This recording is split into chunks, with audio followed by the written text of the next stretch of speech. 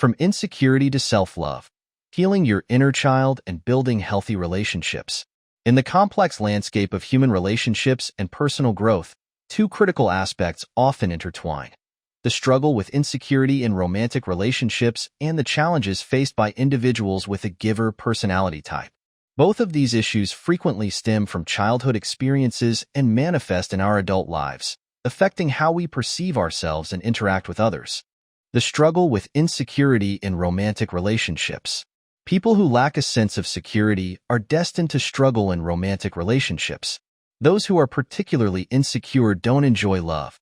Instead, they test it. Due to their lack of confidence, they constantly question their relationship and partner, repeatedly validating whether they are worthy of love. Through this constant verification and testing, they attempt to gain a sense of security.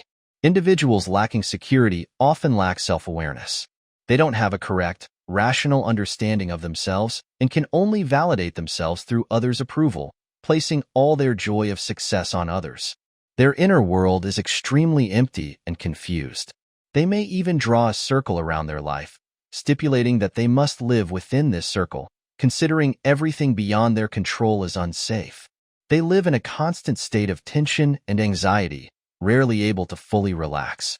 They always feel like there's something left undone, but upon careful reflection, they can't identify what it is. In this process, their creativity is gradually eroded, and they become increasingly harsh and extreme. For those lacking security, intimate relationships become a lifeline. They hope their partner can accommodate all their emotions, be available at their beck and call, and burn themselves out to fill the void in their heart. However, when an extremely insecure person feels loved, it paradoxically triggers their inner fear. They begin to constantly doubt themselves, questioning why they've gained their partner's affection. Psychologists call this the unworthy mentality. Typical manifestations include thoughts like, "I'm not good enough for this person," "I don't deserve this," "I'm not worthy of love." So it comes full circle. They crave love, but when they encounter it, they begin to doubt and negate themselves. This behavior is often related to the father figure in one's family of origin.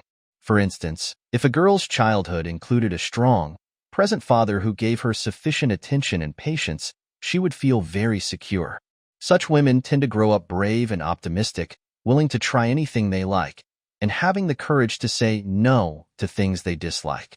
This is because the ordinary yet stable love provided by their father during childhood becomes a foundation that plays a crucial role at every stage of their future life.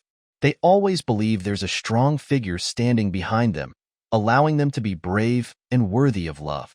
These individuals carry an inner calm beauty, an unflappable attitude, and a resilient character. Conversely, if a girl lacks paternal love in childhood, she's likely to make repeated mistakes in future relationships, constantly exploring and encountering unsuitable partners. This is because the male figure that should have been established in her heart is blurred. In her future relationships, she wants her partner to play the role of the missing father while simultaneously desiring an equal romantic relationship. At this point, you might feel disappointed, thinking there's no solution and that such people are destined for unhappiness. But there is a way. Let me teach you how to save yourself. First, remember, love yourself before loving others. You need to uplift yourself and become a good person. Learn to accept yourself, affirm yourself, respect your strengths, and embrace your weaknesses. Only when you learn to love and accept yourself will others naturally give you love. Secondly, focus on your inner feelings and have a correct understanding of negative thoughts. Face all your emotions. Although your family of origin may have brought you many traumas, actively work on repairing relationships within your family. By mending these relationships, you can help reconnect with the child within you who craves attention, heal them, and tell them they are good and worthy of love. Always remember one point. Learn to be independent and not rely on others. When your core is stable, you'll naturally exude confidence from within. Remain calm in the face of change. As a saying goes, those who depend on others are destined for misfortune. Establish your own life goals and develop an independent personality. Set aside uncontrollable emotional variables and focus on self-improvement. When you start to shine, you'll naturally attract people who truly appreciate and love you. Only by freeing yourself from what constrains you can you step out and truly enjoy love. The challenges faced by individuals with a giver personality type. What is a giver personality type? On the surface, they appear to be very romantic, clingy, and devoted to their partners, pouring their heart and soul into relationships. They experience intense pain after breakups. However, once someone new appears, they can instantly forget the past. They seem to love intensely in every relationship, but in reality, it's as if they've never truly loved anyone. What they want is simply someone to be by their side, a form of emotional support. Their view of love is like a book. Whichever page the wind blows open, that's the page they read. Whoever comes to love them, that's who they love. The reason for developing a love-deficient personality still stems from a state of lacking love since childhood. Due to this deficiency, they are attracted to anyone who shows them a little kindness, mistaking it for love. In essence, they don't understand love and naturally lack the ability to love others. Consequently, they encounter numerous problems in relationships. Among those who seek my counsel, this personality type is not uncommon. They themselves understand that many of their issues stem from a lack of love, resulting in an inner weakness that prevents them from maintaining healthy relationships. However, not knowing how to change, they repeatedly encounter the same problems in each relationship. Today, let's discuss how those lacking love can help themselves. The first step is to recognize that the essence of love deficiency is an inner child that hasn't grown up. Those who regularly watch my videos should know that 90% of love-deficient individuals come from unfortunate families of origin where they were neglected or suppressed. Because they didn't receive enough parental love from a young age, their inner child couldn't receive healthy nurturing to grow into an independent person. This is why those lacking love exhibit an extreme desire for attention and favoritism in relationships. Essentially, the inner child is searching for ideal parents, and it doesn't matter who fulfills this role as long as they provide love. Recognizing this point clarifies the breakthrough for self-help, reparenting one's inner child. What's the second step? Acknowledging that your parents didn't love you as much as you needed. Love deficiency originates from the family of origin, but many people can't break free from it because they dare not admit that their parents didn't love them enough. For children, parents represent the initial source of security and love. Admitting that your parents don't love you is equivalent to admitting that no one in this world truly loves you. This is why we often see people vowing to escape from their parents while simultaneously unable to resist maintaining a connection with them. For instance, studying hard, working tirelessly, even sacrificing health to achieve success, all to gain a word of parental approval.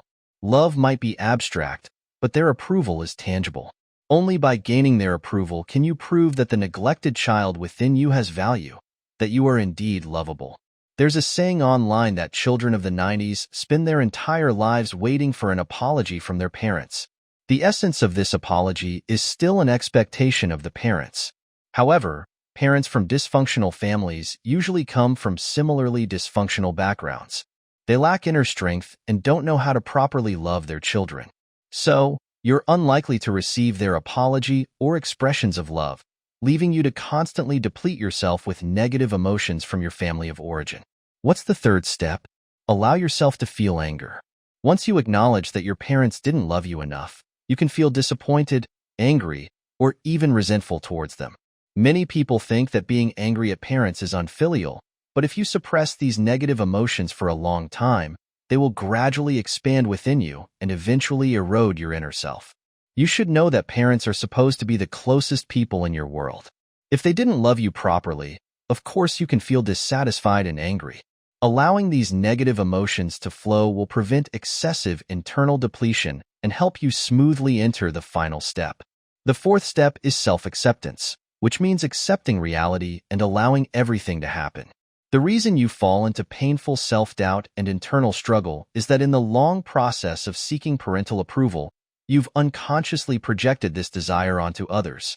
Thus, your inability to accept that your parents don't like you gradually transforms into an inability to accept that anyone might not like you. Once you develop this mindset, you strive for perfection in everything, holding yourself to nearly harsh standards. But what's the reality? No one is perfect, and we can't make everyone like us.